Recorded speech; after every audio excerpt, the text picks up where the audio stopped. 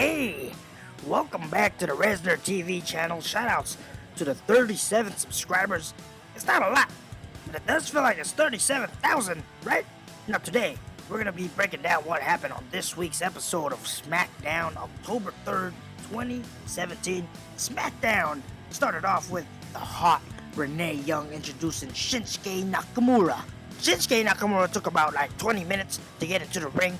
He gets in the ring and Renee Young asks him a few questions, and then he says some crap about how sticks and stones may break his bones, but words will never hurt him.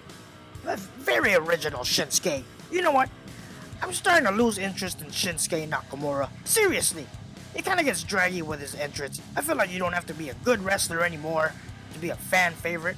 All you have to do is have a long entrance and a few crowd chants, but I'll go ahead and save that for another video. Now with that said, like him or not, I'm starting to take a liking to Jinder Mahal because he says some funny stuff in the ring. I know it's offensive, but hey, it's wrestling. No need to take things seriously. Hell, I have a lot of Asian friends that thought his promo the other week was funny as hell. And speaking of Jinder Mahal, the modern day Maharaja, he made his way into the ring, interrupting the whole in-ring interview with Nakamura. Those two buffoons, the Singh brothers, or whatever the hell they call themselves, come out to introduce the SmackDown champion. But then somehow, he sneaks up right behind Nakamura, knocking his ass down. Then Jinder and the two idiot brothers stand above Nakamura and starts yelling some gibberish. I have no idea what he's saying, but he's holding his not-so-hard-earned belt up to the sky. Oh, and there's that pink middle rope again, as the WWE spreads awareness to breast cancer. And speaking of breast, we get into the women's division.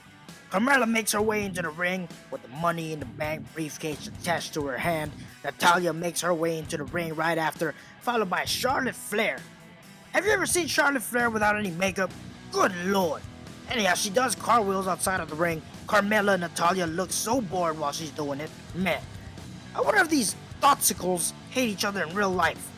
And lastly, Charlotte's tag team partner for the match, Becky Lynch, makes her way.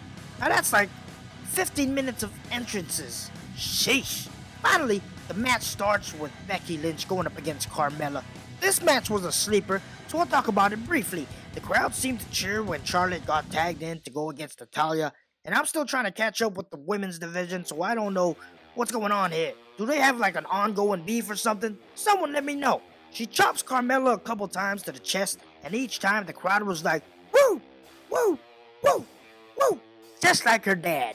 And she ends it with the Ric Flair styling profile and walk. Hardly my favorite part of that match. At one point, Becky Lynch botches a punch to Carmella. She had a running start and air punches her in the face. Then you see the camera go to another angle because they knew she messed up. Now Becky Lynch covers it up by throwing her out of the ring. Carmella hits Becky Lynch with the briefcase from the outside. And on the inside, Natalya does the sharpshooter to Charlotte Flair and taps out, proving that the sharpshooter is a better move than the figure four. The crowd is not impressed. I'm not impressed either. Off subject, but does anybody think the face scans of Natalya and Carmella's action figure looks dumb as hell? Alright, moving along. Oh, it's about to get glorious, because up next is Mike Kanellis going up against the glorious Bobby Roode. Glorious! Man, that song should be on the iTunes music charts. Kinda gets stuck in your head after a while. Bobby Roode delivered a spine buster to Kanellis and then yelled, glorious! And finished off the match with the glorious DDT, ending that match. Good lord, Bobby Roode's entrance was longer than the match itself. It lasted like a minute. And who the hell is Mike Kanellis anyway? Is he like a jobber? Yeah, who cares? Bobby Roode's victory was cut short because Dolph Ziggler's annoying ass comes out and does his tired different entrance gimmick with him holding some drums. At this point, I have no idea why Dolph Ziggler still works at the WWE. He did do something funny though. He put that damn blowhorn on the microphone. While this is going on, the crowd is yelling, CM Punk, CM Punk. And man, I wish that guy came back. Maybe the ratings would get better. Dolph Ziggler goes on some stupid rant about how his next entrance will be better than before. He tells Bobby Roode that he's nothing but an entrance. But then Bobby Roode grabs the mic and tells Ziggler that he does his entrances all wrong. And he said, hey, It goes a little something like this.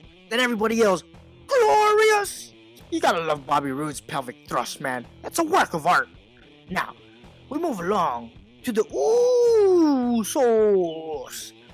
I can't wait till their new WWE Elite figures come out. Hopefully it's with their black attire that they've been wearing lately. They hand them the microphone and talk trash about the New Day and what they're gonna do to them in Hell in the Cell. It involves something about putting stuff up their butts and calling it the Uso Penitentiary or something. It should have been called the Uso Penetration or something.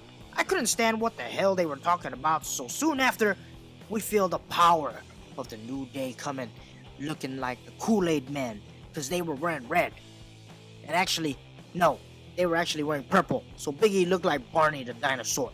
They promote their new underwear line, but nobody cares. They start boasting about their wins, but they get an L because they didn't come out with those unicorn horns.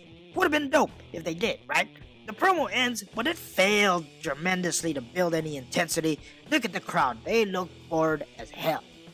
Oh, now we get back to Jinder Mahal. Is he gonna say something racist again so we can have new memes for the week? No, he doesn't. He just gives us a recap of what happened earlier during the night. Boring, boring, boring. I'm really bored at this point. I just want to get to the last match of the night. But they give us Baron Corbin, the shortcut king, going up against Tye Dillinger. Dillinger dominates most of the beginning part of the match, delivering a super kick to Corbin's face. But then Corbin elbows Dillinger in the face and pushed him down to the steel steps.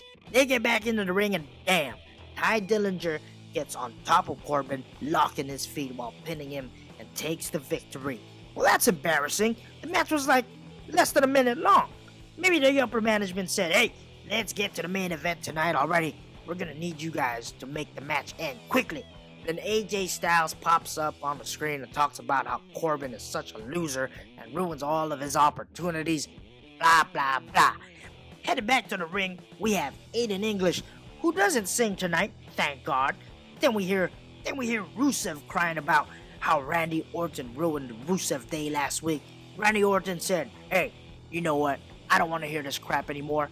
So tell these guys backstage to play my damn music." And then out came the Viper, making his way into the squared circle.